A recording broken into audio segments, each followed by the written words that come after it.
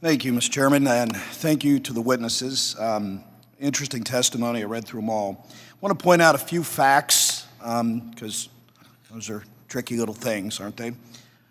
From 2005 to 2018, the United States reduced its emissions by 12%.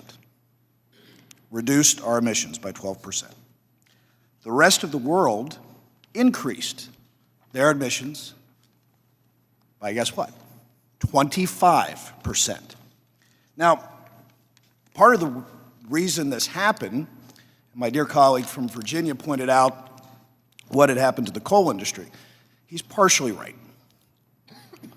But what we saw was a rise in the use of natural gas to generate energy. So much so, because we can burn it very cleanly here in the United States, that my governor in the great state of Ohio, along with my colleagues in the House and Senate, actually redefined natural gas as green energy.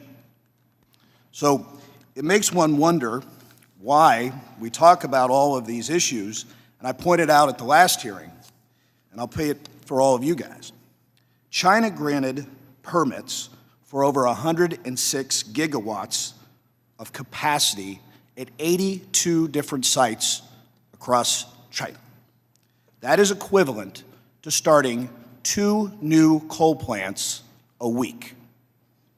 Put it another way, China has 6 times many new plants that are being built than the rest of the world combined. Makes one wonder why this administration has attacked the natural gas industry so much. I want to go on to a couple things. On the first day, the president canceled the Keystone Pipeline, which we all know drastically increased the price of gas. We know that. We also know that we have more energy reserves than any other country in the world, and we should be focused on exploring, Mr. Attorney, you brought this up, exploring our natural resources along with our mineable materials. But instead, the administration has been focused on promoting these expensive renewable energies, which basically is giving China free rein. So Republicans on our side have worked very hard with H.R. 1. I do want to highlight just a couple things because I thought it was important. When we were in West Virginia, I didn't get a chance to bring this up. This administration has been in an all-out war or assault on regulations. So far, and according to the Wall Street Journal, this administration has issued over 517 regulatory actions, which are costing all of us $318 billion. At this point in the Obama administration, it would be over $100 billion. Another 311 Biden regs are in the pipeline that will cost another $200 billion. 23 of the 311 regs will cost $1 billion apiece. This doesn't create regulatory certainty, it creates regulatory terror, and it kills jobs. And we have gone out across this country under the chairman.